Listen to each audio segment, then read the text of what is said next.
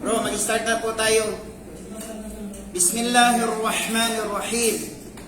Innal hamdalillah nahmaduhu wa nasta'inuhu wa nastaghfiruh wa na'udzu billahi min shururi anfusina wa min sayyiati a'malina. Man yahdihillahu fala mudilla lahu wa man yudlil fala hadiya lahu. Asyhadu an la ilaha illallah wahdahu la syarika lah wa asyhadu anna Muhammadan abduhu wa rasuluh sallallahu alaihi wa ala alihi wa ashabihi wa man tabi'ahum bi ihsanin ila yaumiddin wa sallama tasliman katsira. Allahumma 'allimna ma yanfa'una wanfa'na bima 'allamtana. Allahumma rabbi shrah li sadri wa yassir li amri wahlul 'uqdatam min lisani yafqahu qawli. Allahumma rabbi zidna ilma, Allahumma rabbi zidna ilma alladhi yanfa'una fi hadhihi dunya wal akhirah. Amma ba'du, assalamu alaikum warahmatullahi wabarakatuh. Mga kapatid ko po sa Islam, alhamdulillah ay pinupuri natin ang tunay at tanging nag-iisang Diyos na si Allah subhanahu wa ta'ala. Tagapaglikha ng kalangitan, tagapaglikha ng kalupaan, tagapaglikha ng nakikita natin ngayon at hindi pa natin nakikita. At lagi natin alalahanin, tandaan, sa ayaw at sa gusto natin tayo ay mamamatay. Tayo ay babalik kay Allah subhanahu wa ta'ala upang panagutan natin kung ano yung ginawa natin dito sa ibabaw ng mundo. Mga kapatid ko po sa Islam, kung ang ginawa ng isang alipin ng Allah subhanahu wa ta'ala, puro pagsunod sa kagustuhan ni Allah subhanahu wa ta'ala, ay dito pa lang sa mundo, mamumuhay na siya ng mapayapa. Maligayang pamumuhay, hanggang kaligayahan, walang hanggan pagdating niya sa kabilang buhay. At ganun din po ang kabaliktaran, mga kapatid ko po sa Islam. Kung ang ginawa ng isang alipin ni Allah subhanahu wa ta'ala, puro pagsuway, puro kasalanan, dito pa lang sa mundo, ay mamumuhay na siya ng masalimuot, magulong pamumuhay hanggang kaparusahan, walang hanggan pagdating niya sa kabilang buhay. Salawat at salam kay Propeta Muhammad sallallahu alaihi wasallam. Sumakanya nawa ang kapayapaan at pagpapala ni Allah subhanahu wa ta'ala, pati na sa kanyang pamilya at sa lahat ng mananampalataya, kalalakihan at mga kababaihan. Mga kapatid ko po sa Islam, ang sermon kanina, ay patungkol sa pawaidu min qissati al-Isra'i wal Mi'raj. Pawaidu min qissati al-Isra' wal Mi'raj. Ibig sabihin ng pawaid, mga kapulutan aral. Mga kapulutan aral, mga kapakinabangan tungkol doon sa kissa, sa kwento ng Al-Isra wal Mi'raj. Al-Isra wal Mi'raj. Ano ba yung tinatawag na Al-Isra? Ano ba yung tinatawag na Al-Mi'raj? Diba? Ngayon, ito po yung kaganapan nangyari ito sa panahon ni Propeta Muhammad sallallahu alaihi wasallam, na bago-bago pa siya magpalaganap ng Islam, magparating ng Islam sa mga tao, at pagkatapos na yung mga tao doon sa kapanahonan na yon sa Makkah ay hindi tumanggap ang karaniwan, hanggang humantong doon sa pananakit.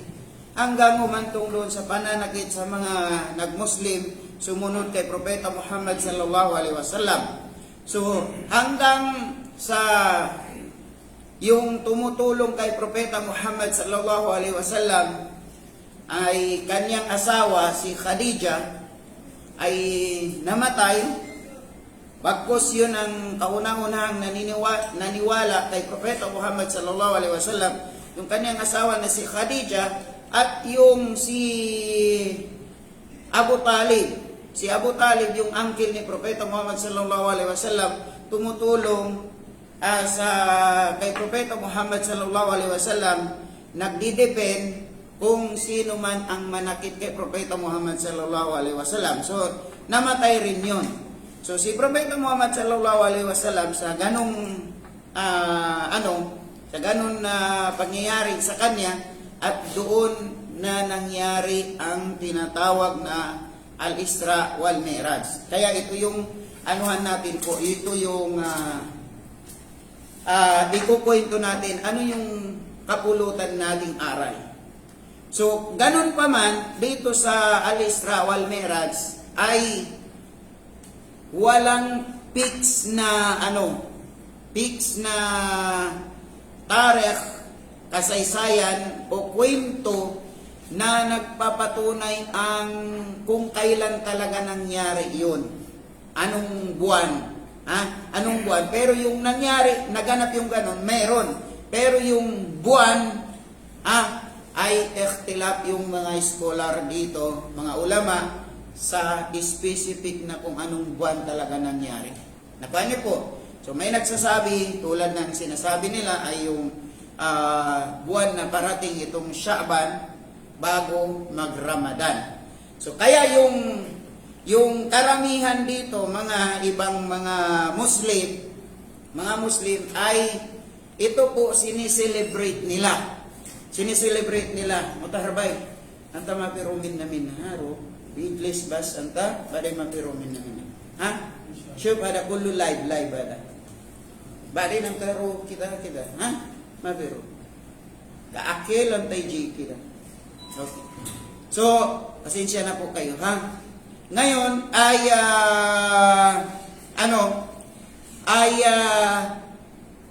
ibang mga Muslim sineselebrate nila itong pangyayari na to. So ito yung babanggitin natin, ano yung mapupulutan natin ng aral dito, inshallah subhanahu wa ta'ala. So totoo yung pangyayari na to kasi binanggit niya Allah subhanahu wa ta'ala sa Quran, sa Surah Al-Isra. Surah Al-Isra binanggit na 1. Aya 1. Ano ang sinabi ni Allah subhanahu wa ta'ala? Subhanalladhi asra bi'abdihi laylan minal masjidil haram ilal masjidil aqsa alladhi barakna hawlahu linuriyahu min ayatina innahu huwas sami'ul basir. Ano yung sinabi ni Allah subhanahu wa ta'ala? Sabi niya, Subhanalladhi asra bi'abdihi laylan minal masjidil haram ilal masjidil aqsa. Ay kaluwalhatian kay Allah subhanahu wa ta'ala. Kaluwalhatian kay Allah subhanahu wa ta'ala alladhi asra bi'abdihi laylan minal masjidil haram ilal masjidil aqsa. Kaluwalhatian kay Allah subhanahu wa ta'ala ang nagpalakbay. Kaninong nagpalakbay? Bi'abdihi, sa kanyang alipin. Sino yung kanyang alipin? Si Propeta Muhammad sallallahu alaihi wasallam. Bakit ito pinalakbay ni Propeta Muhammad sallallahu alaihi wasallam? Bakit pinalakbay ni Allah subhanahu wa ta'ala ang kanyang alipin na si Propeta Muhammad sallallahu alaihi wasallam mula sa Makkah, minal masjidil haram. Yung masjidil haram tinutukoy yung mula sa Makkah. Ilal masjidil aqsa, papunta doon sa Jerusalem, sa Palestine. Papunta doon sa masjidil aqsa sa Jerusalem or Palestine. Alladhi barakna hawlahu, yung pinagpala namin hawlahu, ang kanyang kapaligiran. So ang lugar na yun, pinagpala ni Allah subhanahu wa ta'ala ang kapaligiran, ang Masjidil Aqsa, ang Palestine. Bakit? Kasi karamihan sa mga propeta nandoon nang galing. Halimbawa, si Prophet Prophet Ishaq nandoon. Yung kanyang anak na si Prophet Jacob, Prophet Jacob, doon din sa Palestine. Yung kanya pang anak na si Prophet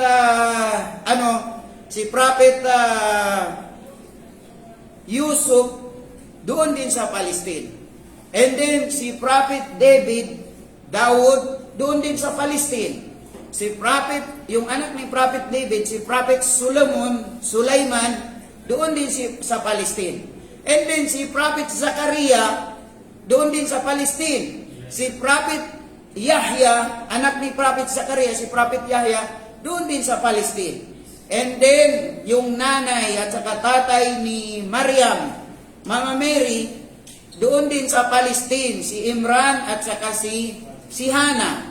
At si Maryam, Virgin Mary, doon din sa Palestine. And then si Jesus Christ, doon din sa Palestine. So karamihan sa mga propeta na banggit natin ay nandoon sa Palestine. Nandoon sa Palestine. Kaya sinabi ni Allah subhanahu wa ta'ala ay subhanalladhi asra bi abdihi laylan minal masjidil haram ilal masjidil aqsa alladhi barakna hawlahu linuriyahu min ayatina upang ipakita namin sa kanya min ayatina ang mga tanda. Innahu huwas samiul basir. Si Allah ang higit nakakarinig at higit nakakakita. Nakuha niyo po. So yung pangyayari na yon ay binanggit na natin kanina matapos na mamatay si Abu Talib at saka yung asawa ni Propeta Muhammad sallallahu alaihi wasallam si Khadija at doon nangyari. So sinabi natin yung saktong buwan walang na kapagsabi kasi ikhtilaf yung mga scholar dito ay mayroon silang kanya-kanyang pananaw kung anong buwan nangyari yun. Binanggit na natin kanina. Pagkatapos, sinabi na natin ito ay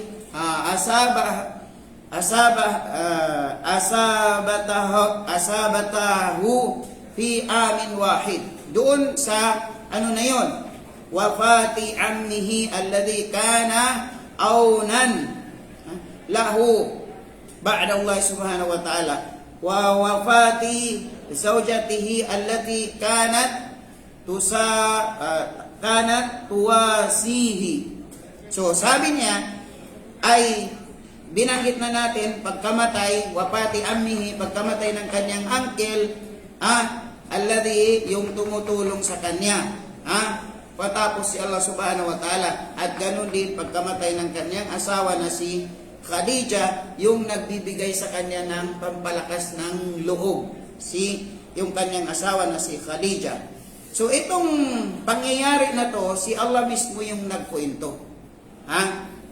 Ngayon, unang kapanahunan ay hindi siya pinapaniwalaan ng mga tao. Especially ito yung mga nanglalait-lait sa kanya doon sa Makkah ay pinagtawanan siya. Kasi bakit? Sinabi niya, kagabi sabi niya, nagpunta ko mula dito sa Makkah, papunta doon sa Jerusalem, sa Palestine, kagabi, at umuwi din ako. Sa isang gabi. Yun ang tinatawag na Isra. Nakuha mo? So, yung mga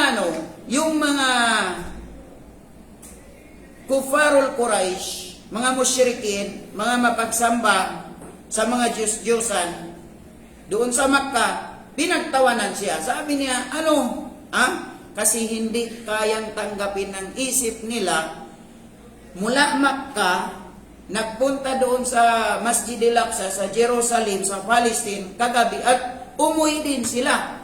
Kasi bakit? Papunta lang doon, 1 buwan. Pabalik 1 buwan. So, 2 buwan. So, sabi niya, 2 buwan, nakakabayo ka, nakakamilyo ka, papunta doon. Isang buwan, pabalik isang buwan, 2 buwan. Pagkatapos ikaw, Muhammad, nakapunta ka doon, kagabi tapos bumalik ka rin kagabi. Ha? Sabi niya, sino yung lulukuhin mo? Nasiraan ka na ng ulo. Nasiraan ka na ng bait. Ha? Hindi kami maniniwala sa iyo. Hindi kami maniniwala sa iyo.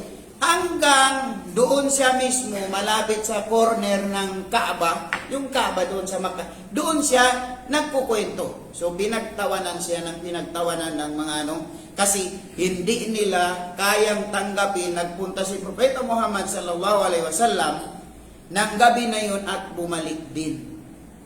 Hindi nila kayang tanggapin. So, ngayon, kasi bakit? Lahat ng naka-experience nakapunta doon, 2 buwan bago makapunta at makabalik. So, siya kagabi lang, hindi. So, sabi ng mga ulama ngayon, scholar ngayon, kung nabuhay ang mga musyrikun, mga mapagtambal kay Allah subhanahu wa ta'ala, sa panahon natin ngayon, ay magiging Muslim sila. Sabi nila. Bakit? Tanggapin na ng isip nila kasi may plane na. Punta doon, mabilis. At makabalik dito. May plane na. So, sa panahon na yun, kung ikwento mo sa kanila, ay hindi sila maniwala. Kasi sabi niya, yung iba sabi niya, pinapalo pa namin yung puwit ng kamilyo namin para mabilis makapunta doon at mabilis makauwi. Inaabot pa ng 2 buwan. Tapos ikaw ay isang gabi lang, impossible. So yung sinakyan ni Propeta Muhammad sallallahu alaihi wasallam ay ang sinakyan niya ay yung tinatawag na kabayo na puti na may pakpak. Maliit siya sa kabayo at malaki siya sa donkey. So, sa gitna siya ng kabayo at saka yung donkey. Ang tawag doong kabayong puti na may pakpak yung burak. Napakabilis na tumakbo. Napakabilis na tumakbo at yun ang sinakyan niya papunta doon. So ngayon, ang problema ngayon, gabi nakapunta si Propeta Muhammad sallallahu alaihi wasallam at hindi niya na pasyalan lahat yung lugar doon sa Masjid al-Aqsa sa Jerusalem. So tinanong siya, iano mo nga sa amin kung totoong nakapunta ka doon? Ilarawan mo sa amin kung totoo nakapunta ka doon sa Masjid al-Aqsa sa Palestine. Ilarawan mo. So, gabi nakapunta si Propeta Muhammad sallallahu alaihi wasallam. Ang ginawa niya Allah subhanahu wa ta'ala, para hindi siya mapasinungalingan, pinakita sa kanya, linarawan ang Masjid al-Aqsa. Sabi niya, ito yung lugar na to, ito. Dito ko pa tinali itong burak, yung sinakyan niya. Tapos nagbilib yung mga tao. Kasi totoo lahat yung binabanggit niya. At ang masakit pa dito, sabi niya, kung hindi kayo naniniwala talaga, mayroon kapila. Yung kapila, mga karaban. Mga karaban from Palestine, pabalik na dito sa Makkah. At naligaw pa yung isa nilang kamilyo, nakatali yung hindi makaalis at tinulungan pa sila para mahanap yon. So hindi nagtagal ng 2 linggo, dumating na yung kapila at sabi niya totoo yung sinasabi ni Muhammad. Bago pa yun mangyari, pinuntahan nila si Abu Bakar Siddiq. Sabi niya, Abu Bakar, alika dito. Ngayon, tingnan natin kung maniwala ka pa sa best friend mo na yan. Tingnan natin kung maniwala ka pa sa best friend mo na yan, di ba? Lahat ng sinasabi niya, pinapaniwalaan mo. Alika dito. Yung kaibigan mo na yan, best friend mo na yan, si Muhammad, nagpunta daw siya kagabi sa Palestine, Masjid al-Aqsa, at bumalik din siya. Bumalik din siya kagabi. Maniwala ka ba doon? Sabi niya Abu Bakar, kaya tinawag siya Abu Bakar Siddiq. Sabi niya, kung sinabi niya yun, paniniwalaan ko. Sabi niya, 2 na kayo si Raulo. Sabi ng mga 2 na kayo. Sabi niya, patanggapin ba yun ng pag-iisip mo? Nagpunta siya kagabi. So ngayon, may plane na. Ang lapit-lapit hindi pa makakuha ng 2 oras papunta doon. Hindi na isang gabi. Napaano po? So, yung dumating na yung karaban, totoo sila yung nagpatotoo na tinulungan pa sila ni Propeta Muhammad sallallahu alaihi wasallam na para mahanap yung kamilyo nila naligaw at nakasabit yung tali hindi makaalis doon sa puno. Napaano? So, itong na to, itong pangyayari na to ay si Allah mismo yung nagkwento. Una, isa sa mga na ito para kinuwento sa atin ng Allah subhanahu wa ta'ala ang mga mananampalatayang Islam, pag binanggit ito ni Allah subhanahu wa ta'ala ay hindi ito pinapasinungalingan. Hindi ito pinapasinungalingan. Wa ma kana limu'minin wala mu'minatin idza qadallahu wa rasuluhu amran ay yaqula idza qadallahu wa rasuluhu amran ay yakuna lahumul khiyara min amrihim. Sabi niya, wa ma kana lil mu'minin wala mu'minatin. Hindi katangian ng isang mananampalataya, wala mu'minatin, mananampalataya kalalakihan, wala mu'minatin at mananampalataya kababaihan, babae mananampalataya, lalaking mananampalataya, idza qadallahu wa rasuluhu amran, kapag nagtakda si Allah, ano man at ang kanyang sugo ng pangyayari, ay yakuna lahumul khiyar. Hindi sila nagdadalawang isip na yun ay tanggapin. Pag si Allah yung nagtakda, si Allah yung nagsabi, hindi nagdadalawang isip ang mananampalataya na yun ay tatanggapin. At 101% buong buo, mananampalatayang lalaki, mananampalatayang babae, tinatanggap nila pag si Allah yung nagtakda, nagsabi, at kanyang sugo yung nagsabi na si Propeta Muhammad tinatanggap ng mananampalataya. Hindi na sila nagdadalawang isip pa. So mga kapatid ko po sa Islam, itong pangyayari na to ay si Allah mismo ang nagkwento sa atin para malaman natin kung ano yung mga nangyari doon. Sinabi pa ni Allah subhanahu wa ta'ala sa Quran, sabi niya, wa annahu lamma qama Abdullah yad'uhu kadu yakununa alayhi libada. Walamma dhakara inzalul kitabi alayhi alhamdulillahi alladhi anzala ala abdihi alkitab walam yaj'al lahu iwaja. Si Allah subhanahu wa ta'ala, kapurihan kay Allah subhanahu wa ta'ala, alladhi anzala ala abdihi alkitab, yung nagpababa sa kanyang alipin ng libro. Ano yung kitab? Yung Quran.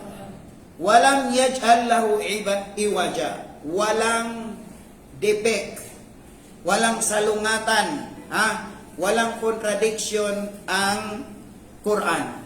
Kaya hanggang ngayon hinahamon pa ni Allah subhanahu wa ta'ala ang mga mananampalataya, Muslim, ang sangkatauhan, hindi mananampalataya Muslim at hindi mananampalataya Muslim, sangkatauhan. Kung hindi sila naniniwala sa Quran, sa sinabi ni Allah subhanahu wa ta'ala, maghanap sila ng isang mali lang sa Quran. 1,443 years ago, in 7 months, 1,443 in 7 months, until now wala pa silang nakitang mali sa loob ng Quran. Wala pa silang nakita. Sabi ni Allah subhanahu wa ta'ala sa Quran, sabi niya, apala yatadabbaruna al-Quran? Apala yatadabbaruna al-Quran? Ano? Hindi niyo ba pinag-iisipan ng Quran? Hindi niyo ba pinagmumuni-munihan ng Quran? Walau kana min indi ghairillah, kapag ang Quran yan ay hindi galing kay Allah, lawajadu fihi ikhtilafan kathiran. Makakahanap kayo ng maraming kamalian. So hindi nila pinag-iisipan, sabi niya, walau kana min indi ghairillah, kung hindi yan galing kay Allah, lawajadu fihi ikhtilafan kathiran, makakahanap kayo ng contradict sa loob. So bakit? Pag sinabi mong salita ng Diyos, kailangan perfect siya. Hindi mo pwedeng sabihin salita ng Diyos tapos maraming contradict. Maraming mali. Di ba? Halimbawa, tulad sa mga hindi Muslim, sinasabi nila ang Bible salita ng Diyos. Paano mo masabi salita ng Diyos kung may contradict? Ibig sabihin, anong klase kang Diyos contradict yung salita mo? Di ba? Bakit anong klase kang Diyos may mali yung mga salita mo? So yung Quran, alhamdulillah, 1,443 years ago, and 7 months until now, wala pa silang nakitang mali. Wala pa silang nakitang contradict sa loob. Hinahamon pa ni Allah subhanahu wa ta'ala, hatu burhanakum in kuntum sadiqin. Mag-produce kayo ng katibayan ninyo kung kayo ay nagsasabi ng totoo. Ano yung sabi ni Allah subhanahu wa ta'ala? Fa'tu bi suratin. Gumawa lang kayo ng isang surah, ng isang chapter. Dhalikal kitabu la rayba fi. Itong Quran na to la rayba fi, walang contradict, walang kasalungatan. So bakit binanggit natin ito? Kasi kinuwento ni Allah yung pangyayari na yun. Kinuwento ni Allah subhanahu wa ta'ala ang pangyayari na yun. Ano pa makuha natin na dito? Makuha na natin na kumusta lang? Makuha natin pawaid dito. Innal isra Nabi sallallahu alaihi wasallam min Makkah ila al-Masjidil Aqsa fihi dalalatun wadihatun ala ahammiyati hadhihi buq'ati al-mubarakati. So sabi niya, kabilang dito, ipinakita niyo Allah subhanahu wa ta'ala, ay pinaglakbay niya si Propeta Muhammad sallallahu alaihi wasallam mula Makkah ilal Madina, fihi dalalatun wadihatun. Mayroon pinaka katibayan wadihatun, napakalinaw na katibayan. Kasi pahiya ardun nubuwat wa ulal kiblatain. At siya ang kauna-unahang kibla. Kaya pinaglakbay ni Propeta Muhammad sallallahu alaihi wasallam. So take note po mga kapatid sa Islam. Ang unang bahay dalanginan tinayo sa balat ng lupa yung sa Makkah. Sa Makkah yun ang Kaaba. Sabi ni Allah subhanahu wa ta'ala sa Quran, inna awwala baitin wudi'a lin-nasi lalladhi bi Bakkata. Ang unang bahay dalanginan itinayo sa balat ng lupa, lalladhi bi Bakkata, al-mubarakah. Yung nasa Makkah. So pag tinanong kayo, saan ang unang bahay dalanginan tinayo sa balat ng lupa? Yung sa Makkah. After ng 40 years, itinayo yung pangalawang bahay dalanginan, yun na yung sa Palestine. Pangalawang bahay dalanginan itinayo sa balat ng lupa, yun ay sa Palestine. Kaya sinabi natin kanina, nandoon ang karamihan ng mga propeta sa Palestine. Nandoon ang karamihan ng mga propeta. Kaya minsan, mga kapatid ko po sa Islam, ay nagugulat ang mga hindi Muslim, ang mga Kristiyano, pag sinabi mo, si Mama Mary at Jesus Christ ay taga-Palestine. Kaya, pag mag-try ka, maraming nagtatry na Kristiyano, na gusto nilang puntahan ang lugar na kung saan ipinanganak si Jesus Christ. Yung Bethlehem, yung Jerusalem, at wala silang ibang dadalhin kundi doon sa Palestine. Doon sila dadalhin kasi doon pinanganak si Mama Mary, doon pinanganak si Jesus Christ. Bakit nagulat sila hindi sila dadalhin sa Roma? Kasi doon yung sentro ng Christian. Hindi sila dadalhin doon sa Roma, doon sila dadalhin sa Palestine. Ano pa mula sa mga pawaid? Ang ginawa ni Propeta Muhammad sallallahu alaihi wasallam, yung pawaid na yun, kapakinabangan ng kanyang pagpunta doon, ay siya ang nag-imam. Siya yung imamuhu, imamatuhu sallallahu alaihi wasallam bi anbiya. Nagsala sila kasama niya yung mga propeta doon. Nagsala sila kasama niya yung mga propeta doon sa Palestine. Siya yung nag-imam na si Propeta Muhammad sallallahu alaihi wasallam. Sabi niya, "Pahada dalilun sarihun ala annahu afdalul anbiya." At yun sabi niya, dalil, palatandaan na si Propeta Muhammad sallallahu alaihi wasallam na siya annahu afdalul anbiya. Siya isa sa mga pinakamabuting propeta sa lahat ng propeta. Isa sa mga pinakamabuting sa lahat ng mga propeta. So ito na yung sinasabi natin. Ano pa yung pawaid doon? Sabi niya, anna hadhil hadisata ikhtalafa ahlus siyar. Ikhtalafa ahlus siyar fi tahdisihi. Sabi niya nagkasalungatan yung ahlus siyar. Yung ahlus siyar, sila yung nagkukwento sa mga nangyaring kaganapan. Fi tahdis. Sanatiha wa syahriha. Kung kailan, anong taon at anong buwan. Wa yawmiha, at anong araw yun naganap. Kaya sabi niya, ito ay hindi ito ginawa ni Propeta Muhammad sallallahu alaihi wasallam dahil ito ay hindi binigyan ng halaga. Ito yung sagot sa mga nagsiselebrate ng Isra wal Mi'raj. Dito pa tayo, Isra pa yung binabanggit natin, wala pa yung Mi'raj. Sa mga nagsiselebrate, may nakikita kayo ngayon, may nakikita kayo ngayon mga Muslim na nagsiselebrate sila ng Isra wal Mi'raj.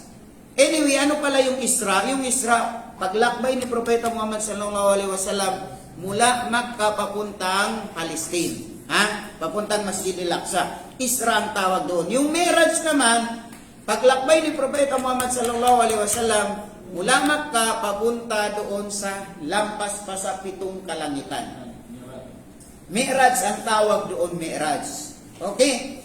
So, itong kaganapan na to, kaya hindi nasulat ng mga nagsusulat ng kaganapan ng sira na anong taon nangyari at anong buwan, anong araw, dahil ito ay hindi rin nila binigyan ng binigyan ng selebrasyon. Hindi nila binigyan ng selebrasyon. Tingnan niyo po, after noon, nabuhay pa si Propeta Muhammad sallallahu alaihi wasallam na more than 20 years. More than 20 years, pero hindi mo, wala kang mababasa na sinelebrate niya itong pangyayari na to. Sinelebrate niya, dinakila niya itong pangyayari na to. Wala kang mababasa na nag-celebrate si Propeta Muhammad sa pangyayari ng Isra wal Mi'raj. Okay? At hindi lang doon, hanggang mga sahaba ni Propeta Muhammad sallallahu alaihi wasallam, sahaba, mga kasamahan ni Propeta Muhammad sallallahu alaihi wasallam, matapos siya hindi rin nag-celebrate ng pangyayari na to. So, pinaniniwalaan natin, pero hindi natin ito sineselebrate. Nakuha niyo po? Hindi natin ito sineselebrate pinapaniwalaan natin lahat ng nangyari sa kanyang paglalakbay, ay pinapaniwalaan natin ito. Pero yung bigyan siya ng special celebration sa pangyayari ito ay hindi pinapahintulutan sa Islam na mag-celebrate. Kaya walang mga scholar ng Islam, especially dito sa Saudi Arabia, hindi sila nagsiselebrate kasi si Propeta Muhammad hindi niya sinelebrate itong pangyayari na to. Yung mga sahaba niya, kasamahan niya, sobra 100,000 na sahaba at sahabiya ay hindi rin nag-celebrate ng kaganapan na ito. Okay. So ano pa dito ang makikita natin na pawaid? Kahalagaan sa ano na to,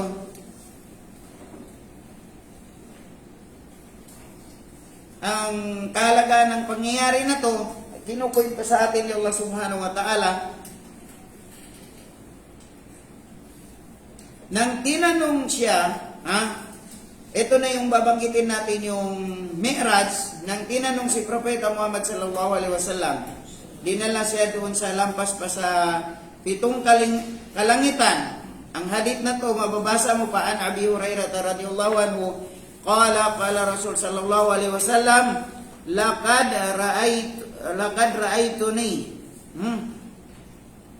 ra'aituni fi hijri wa Quraisyun tas'aluni an masraya fasa'alatni an asya min Baitul Maqdis lam usbitha Fakuribtu kurbatan ma kuribtu mislahu qat farafa'ahu Allahu li anzuru ilaihi ma yas'aluni an syai'in illa amba'tuhum bihi. Ito na yung kinukwento natin.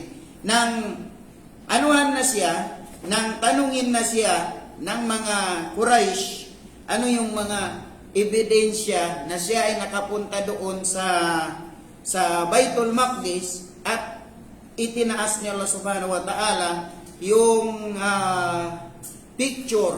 itsura ng Baitul Maqdis at lahat ng tanong nila nasasagot ni Propeta Muhammad sallallahu alaihi wasallam. Ganito. Ito yung sinasabi niya. Sabi niya, ma yas'aluni an syai'in illa amba'tuhum bihi. Wala silang tanong maliban nasagot ni Propeta Muhammad sallallahu alaihi wasallam lahat ng kanilang katanungan.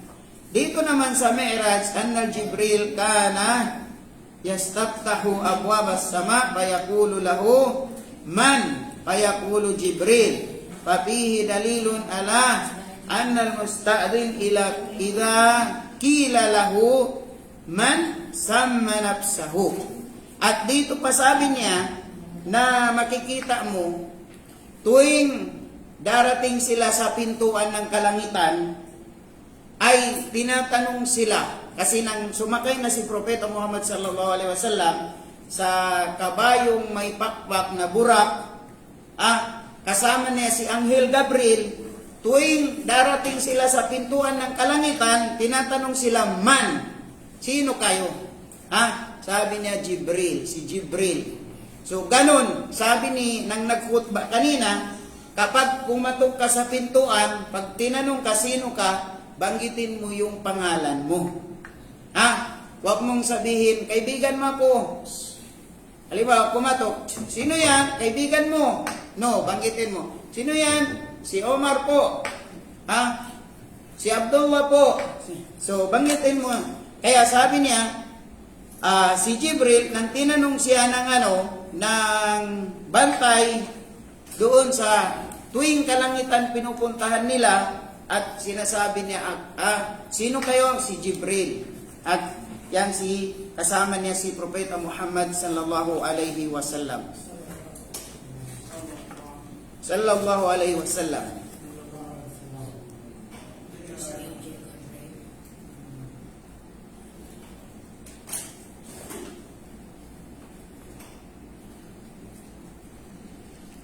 At ganun din sabi na si Propeta Muhammad sallallahu alaihi wasallam, nang pagpunta nila doon ay natagpuan nila sarado yung kalangitan at pinagbubuksan sa kanila. Pinagbubuksan sa kanila ang mga kalangitan tuwing sila ay pupunta. At doon sabi niya, sa pag-mi'raj niya, doon niya nakausap si Propeta Moises at doon binigay sa kanya ang sala. Doon binigay sa kanya ang sala ng 50 times na sala. 50 times. So 50 times na sala, nang pumunta na siya doon, nakadaan siya doon kay Propeta Moises, sabi niya, pabawasan mo yan, ang sala ng 50 times. Kasi hindi yan kaya ng umma mo. So kaya niyo po ba 50 times tayo magsala? Sa isang araw? Isang gabi? Mamaya magsala tayo. Yung 5 times nga sala dito ay yung iba nahihirapan na 5 times sala. How about pag 50 times? 50 times. So pinabawasan, pinabalik ni Prophet Moises na si Propeta Muhammad sallallahu alaihi wasallam hanggang ginawa ng 5 times yung sala. So yung 5 times sala, equivalent pa rin yung reward niya ng 50 times. Allahu Akbar. So yan ang dalil o pawaid na ang ibada, lahat ng gawain ng pagsamba, dito binigay sa lupa. Pag tinanong kayo, ano ang pagsamba na hindi ibinigay dito sa lupa, hindi itinuro dito sa lupa, at pinakuha pa kay Propeta Muhammad sallallahu alaihi wasallam sa sa kalangitan, ay ang sala. Kaya ito yung sala ay napakalaking halaga ito sa ng tao, sa ng isang Muslim, at pagitan ito ng Muslim ng hindi Muslim. Unang itatanong sa mga gawain ng isang alipin ni Allah, awwalu ma yuhasabu bihi abdi yawmal qiyamah as-salah. Ang unang itatanong ni Allah sa kanyang alipin mula sa kanyang gawain na pagsamba, ang sala. Kapag pumasa yung sala niya, pasado na lahat ang gawain niya. Allahu Akbar. Kapag bumagsak yung sala niya, bagsak lahat ang kanyang gawain. Bagsak lahat ang kanyang gawain. Pag bumagsak yung sala niya. So sabi pa ni Propeta Muhammad sallallahu alaihi wasallam, al-ahdu alladhi bainana wa bainahum as-salah. Ang pagitan ng Muslim, kasunduan ng Muslim at hindi Muslim, ang sala. Paman tarakaha faqad kafara. Kapag iniwan mo na yung sala, ay nagiging hindi ka na Muslim. Kafir na. Sino man ang mag-iwan ng sala ay hindi na siya matatawag na Muslim. So kaya, tanungin mo yung sarili mo, Muslim ba ako o hindi? Pag nagsasala ka, Muslim ka. Pag hindi ka na nagsasala, ikaw na yung sumagot. Pag hindi ka na nagsasala. Kasi sabi ni Propeta Muhammad, paman tarakaha, sino man ang mag-iwan ng sala, faqad kafara, nagiging kafir na siya. Kahit si Muhammad pa yung pangalan mo, pag hindi ka nagsasala, hindi ka matatawag na Muslim. Pag iniwan mo ang sala, kasi yan ang pagitan ng Muslim at hindi Muslim.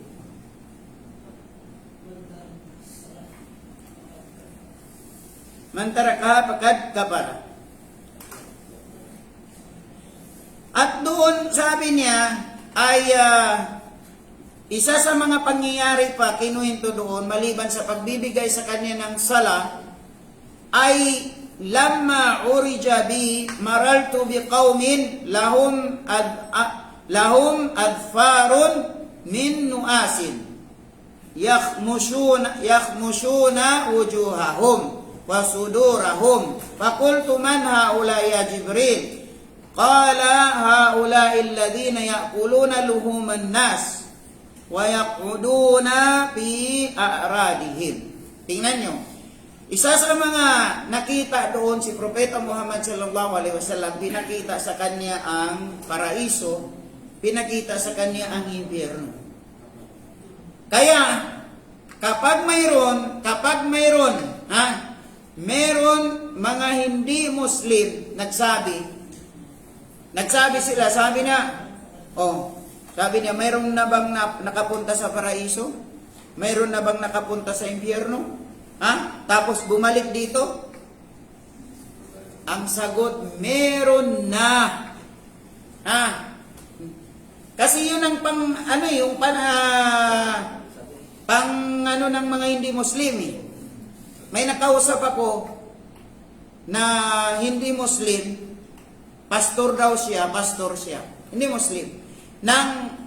Habang kami nakapila, ang haba ng usapan namin, nang makorner ko na siya, hindi na siya makapalag kasi lahat ng tanong niya nasasagot ko. Pag tanong ko sa kanya, hindi siya nakakasagot. Nang makorner ko na siya, gusto niya na akong patigilin. Sabi niya, may nakapunta na ba sa paraiso? May nakapunta na ba sa impyerno? Bumalik dito. Sabi niya, wala pa, di ba? Kaya huwag kang maangas, sabi sa akin. Sabi ko, meron na nakapunta, si Propeta Muhammad sallallahu alaihi wasallam, pinakuha siya ni Allah subhanahu wa ta'ala, kasama niya si Anghel Gabriel, sumakay sila sa burak na kabayong puti na may pakpak at dinala siya sa lampas pa sa 7 kalangitan at pinakita sa kanya doon ang paraiso at pinakita sa kanya yung impyerno. Ito ba banggitin natin ang mga nakita pa doon ni Propeta Muhammad? Ang ilan? Marami Marami ang mga nakita na pinakita sa kanya. So nang pinakita sa kanya doon, sabi ko, meron si Propeta Muhammad sallallahu alaihi wasallam. Kasi hindi ito rihlatur ruhi. Hindi itong kaluluwa lang yung nakapunta doon, kumbaga panaginip. Kasama yung katawan ni Propeta Muhammad sallallahu alaihi wasallam dinala doon.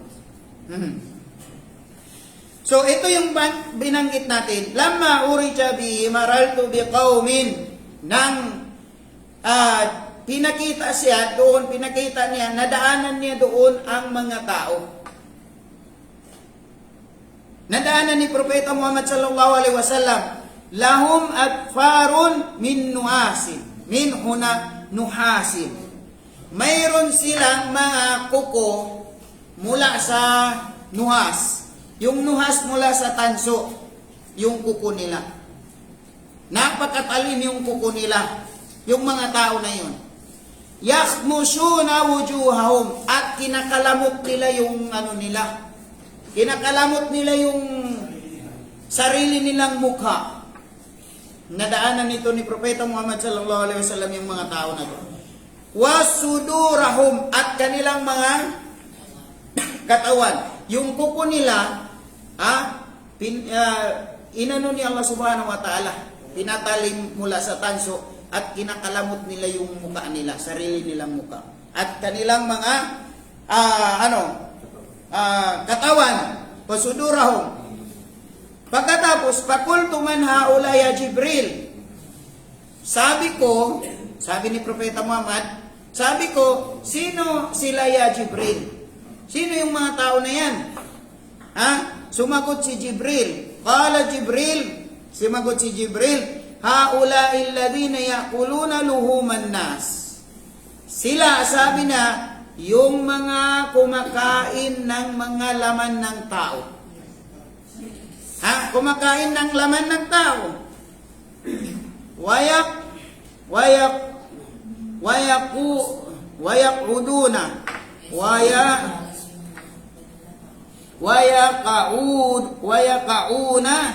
Wayaqauna fi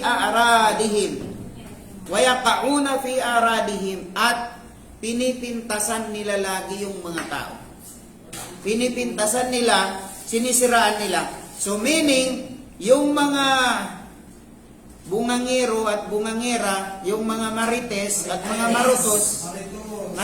marutos na yan, ay pagdating nila sa kabilang buhay, yung mga marites na yan, maritos, Hindi pangalan na yung mga ang tinutukoy dito mga bungangera, Chismosa. mga chismosa, chismoso at naghahanap lang ng mali ng mga ibang tao. Kwento ng iba. Oo, hinahanapan nila ng mali yung mga tao at pinag-uusapan nila.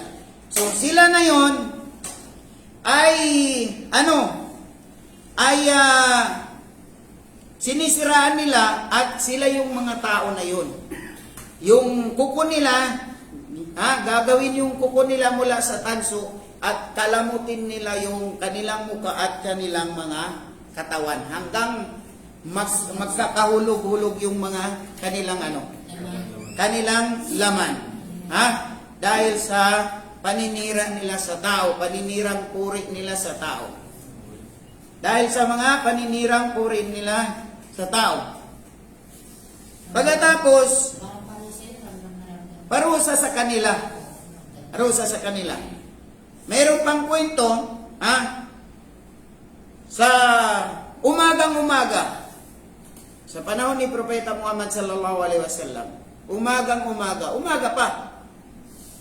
Sabi niya, kaaga-aga niyo pa nag-breakfast na kayo. Sabi niya, hindi pa kami nag-breakfast, ya Rasulullah. O sugod na lang, hindi pa. Sabi niya, nandyan pa sa bibig ninyo yung nandyan pa sa bibig ninyo yung laman ng kapatid ninyo, kinakain ninyo. Ibig sabihin, ang aga-aga pa, nagchichismis na yung dalawa. Yun na yung pinag-breakfast nila. Ang aga-aga pa, pinag-breakfast nila, kinukwento nila na yung buhay ng ibang tao. Karamihan sa mga taong ganon, nakikita niya yung mali ng iba, pero hindi niya nakikita yung sarili niyang mali. Kaya anong sabi nila? Sabi niya yung maliit na tungaw? Yung maliit na tungaw ba yun? Okay, ang maliit na tungaw, tumatakbo sa katawan ng ibang tao, nakikita mo. Pero yung kalabaw tumatakbo sa katawan mo, hindi mo nakikita. Meaning, maliit na pagkakamali ng iba, nakikita mo. Yung malaking pagkakamali mo, dahil bungangera ka, chismosa ka, hindi mo nakikita. Diba? Hindi mo nakikita. So yan ang sinasabi natin. Yung mga tao na yun, ganun ang parusa sa kanila dahil sa At isa pa sa mga nakita doon ni Propeta Muhammad sallallahu alaihi wasallam, inutusan niya yung mga kababaihan. Sabi niya, o kayong mga kababaihan ay magsadaka kayo. Kahit maliit na kalahating kapiraso ng tamar. Magsadaka kayo, kahit kakunti yan,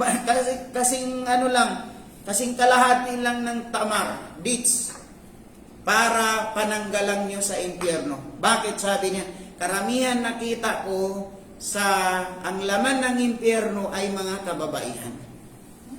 Karamihan nakita ko ang laman ng impyerno mga kababaihan. TikTok pa more, sabi nila. Tingnan niyo po ngayon, kung papansinin mo, lahat ng dumadaan sa Facebook mo, ang mga kalalakihan, complete yung damit. Napakadalang kang makakita, mga kalalakihan, walang damit, nagsisexy ng damit o nagsishort pan. Karamihan sa mga dumadaan sa sa wall mo, makikita mo, lahat tayo nangyayari ito sa atin, mga kababaihan, mga hindi Muslim. May mga nasasangkot din mga kamusliman na lahat sila nakasexy, kaya karamihan. Tingnan niyo po ngayon, hindi bibilihin yung yung panindi ng sigarilyo? Lighter.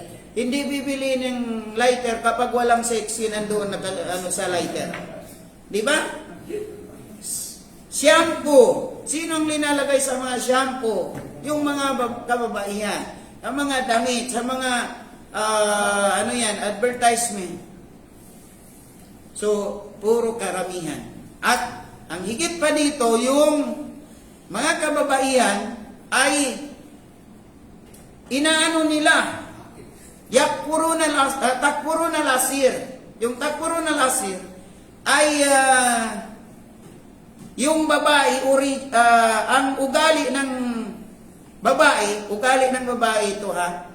Huwag kayong magalit mga sister kayo. At ibang mga nanonood. Huwag kayong magalit.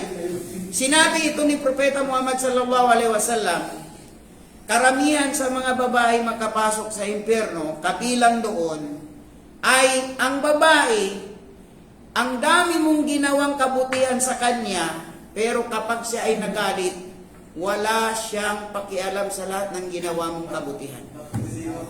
Back to zero ka. Sinasabi nila, sabi niya, wala kang kwentang lalaki. Karamihan na, take note. Maraming babaeng ganun. Pag nagalit at nag-break sa kwento. Pag nagalit, sasabihin nila, wala kang kwentang asawa, lalaki. Pero yung asawa niya, ang daming ginawang kabutihan sa kanya. Nang magkahiwalay sila, o mag-away sila, nagkahiwalay, sabi niya yung asawa ko na yun, walang kakwenta-kwenta. Lahat ng ginawa mong kabutihan, binura niya. Ganon karamihan ugali ng mga babae, illa marrahimallah, maliban na lang sa mga ay babaeng mananampalataya, kinalugdan ni Allah subhanahu wa ta'ala. Take note, kayong mga brother, ay minsan maramdaman niyo po yan. Pag nag-away kayo, kasama niyo yung asawa niyo nag-away, may mga mamimit kayong babaeng ganon, sasabihin kayo, walang kang kwentang lalaki. Wala kang ginawa, pero ang dami mong ginawang kabutihan sa kanya, ibabak to zero kanya. Buburahin niya yun. Yun ang sinabi ni Propeta Muhammad sallallahu alaihi wasallam. Hindi po ako ang nagsabi nun. Ni Propeta Muhammad sallallahu alaihi wasallam, karamihan sa mga babae makapasok sa impyerno, takpurun al-asir. O kamakalan Nabi sallallahu alaihi wasallam. Ay, inaano nila, back to zero ka sa ginawa mong kabutihan. So, ano pa? Ay isa sa mga nakita ni Propeta Muhammad sallallahu alaihi wasallam ay doon sa nang siya ay mag-Mi'raj. Nang tinanong siya, ito na yung last. Nang tinanong siya, ano yung tanong sa kanya? Sabi niya, hadith mula kay Abi Dharr, sa'altu Rasul sallallahu alaihi wasallam, hal ra'aita rabbaka? Sabi niya, nang mag-Mi'raj ka, nakita mo ba yung Diyos mo? Ibig sabihin, nakita mo ba si Allah? Nakita mo si Allah? Ano ang sagot ni Propeta Muhammad sallallahu alaihi wasallam? Qala, nurun anna ara. Sabi niya, liwanag, hindi ko nakita. So, hindi niya pa nakita si Allah. Liwanag, an-nara. Paano ko makita? Sabi niya, liwanag. Wan an Aisha walikauli Aisha. Sabi ni Aisha, sabi niya, man za'ama anna Muhammadan rabbahu faqad a'zama ala Allahi firyata. Sino man sabi niya, ang magsabi, si Propeta Muhammad nakita niya yung kanyang Panginoon, ay siya ay nakapag-ano kay Allah subhanahu wa ta'ala. Al-Firyata, hindi ko ito yung Firyata. So, si Propeta Muhammad sallallahu alaihi wasallam, hindi niya nakita, hindi niya nakita ang kanyang Panginoon na si Allah. Hindi niya nakita nang nag-Mi'raj siya sa langit. Kasi bakit? Liwanag ng liwanag. At si Allah subhanahu wa ta'ala, hindi siya magpapakita dito sa mundo. Kailan natin makikita si Allah subhanahu wa ta'ala? Kapag nandoon na tayo sa paraiso. Allahu Akbar. Allahumma adkhilna al-jannah. Allahumma adkhilna al-jannah. Allahumma adkhilna al-jannah ya Allah. Ya Rabbal Alamin, wa na'udhu billahi minan nar, wa na'udhu billahi minan nar, wa na'udhu billahi minan nar. Ya Allah, ilayo mo kami sa impyerno. Ilayo mo kami sa impyerno, ilayo mo kami sa impyerno, papasukin mo kami sa paraiso. So mga kapatid ko po sa Islam, ay yun ang kwento ng Isra wal Mi'raj. At marami pang mga kaganapan hindi natin na naikwento. Kaya, alhamdulillah, pag may nagsabi sa inyo, may nakapunta na ba sa paraiso, nakakita ng paraiso, nakakita ng impyerno, sasabihin mo, naam, opo, meron na. Si Propeta Muhammad sallallahu alaihi wasallam. Sino pa yung gustong magtanong? Opo. Pagdi namin yung sa mga babae. Okay. Ayan. Tingnan mo. Tingnan nyo po. Tingnan nyo. Ano lang kami? May nagpatutuo na dito, ha? May nagpatutuo na dito. Kinig kayo ng mapakasalan ko na yung Oh. So may nagpatutuo na dito na may nangyari na daw sa kanya ng ganon. Pag nag-aaway sila ng asawa niya, ang dami niya. Buwan-buwan lagi niyang pinapadala yung asawa niya, binilihan niya na ng bahay, ginastusan niya. Pagkatapos, pag nag-aaway sila, sabi niya, wala kang kwenta. Sinasabihan ko siya, walang kwenta. Totoo ba yun? Sa akin kwento, sa akin. Sa'yo. As 2008 pa ako mag-Singapore. Opo. Ako lang ang nagtatrabaho sa amin. Tatlo anak namin. Tapos lahat ako nagtatrabaho. Siya kahit wala kami kainin, hindi siya nagtatrabaho. Oh. Pero until now, nasa bahay, pero hindi na ako nag-uusap. Hindi na kayo nag-usap. Okay. Pero hindi, yung sabihin, hindi. Same ba yun? Okay. Same ba yung Hindi. Mayroon naman totoo. Huwag natin anuhan lagi yung mga ano po, ha? Kasi, gano'n Makinig kayo mga brother. Makinig kayo, baka magalit naman itong mga sister. So may kumontra naman sister. Ano yung sabi ng sister? Siya lahat yung nagtatrabaho, nag-Singapore siya. Singapore ka, di ba? 5 years ako Singapore. 5 years siya sa Singapore. Yung asawa niya ay pakuya-kuya lang sa bahay. Sa akin lang siya. Yakoy-yakoy. Oo, may niyugan sila pero kahit isang beses di siya. So, may niyugan naman, hindi naman nagtatrabaho. Ayaw talaga magtrabaho, ang gusto lang pagtrabaho si sister. Islamic point of view kasi ito baka Christian yung asawa niya. Muslim na ba yung Muslim? Ngayon, hindi. Ano siya, Christian siya. Ay, sa Islam. Okay. Lalo ng kalalakihan. Okay, so tinututulan ni Ama, sabi niya, yun ay Christian. Pero yung lalaking Muslim, inshallah, nagtatrabaho talaga. Kung Muslim na yan, kung pinagtrabaho na siya, kung Muslim na siya, yung asawa niya hindi.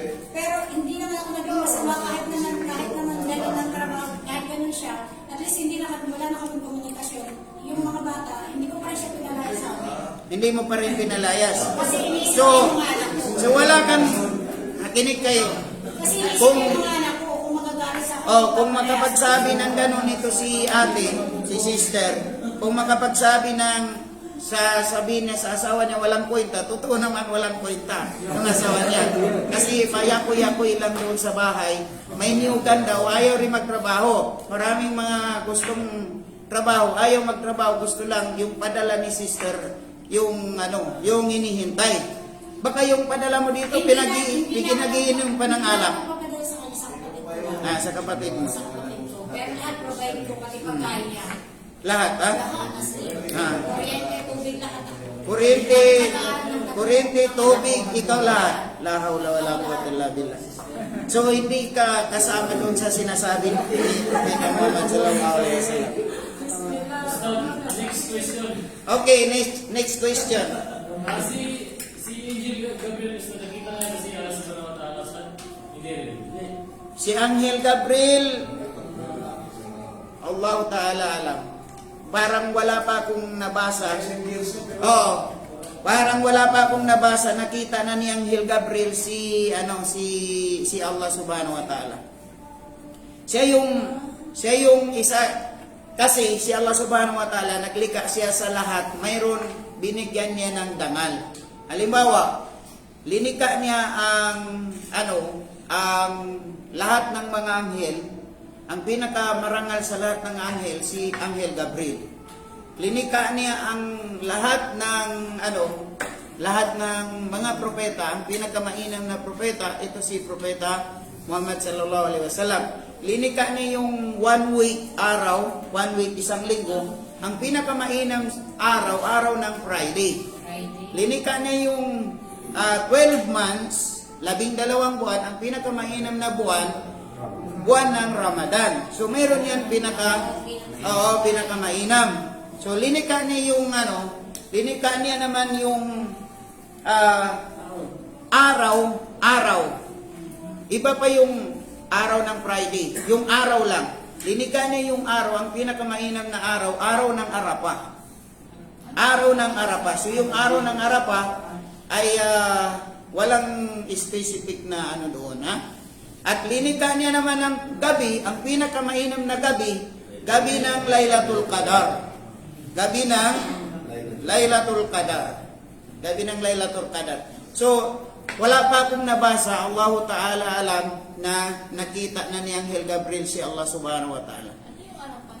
Arafah, doon sa Makkah, doon nagtagpo si Adan at si Eva nang binaba sila mula sa langit at doon nagkita si Adan at si Eva ulit. Inshallah kung makapag-hajj po kayo ay doon nag-i-stay sa Arafah.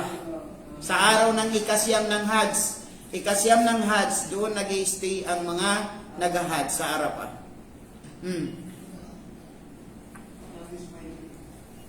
Mayroon pa kayong gusto? So nag-adan na, magsalam muna tayo, ha?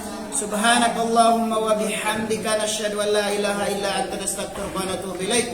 Subhanaka rabbika rabbil izzati amma yasifun wa salamun alal mursalin walhamdulillahi rabbil alamin. Assalamualaikum warahmatullahi taala wabarakatuh. Magsalam muna po tayo.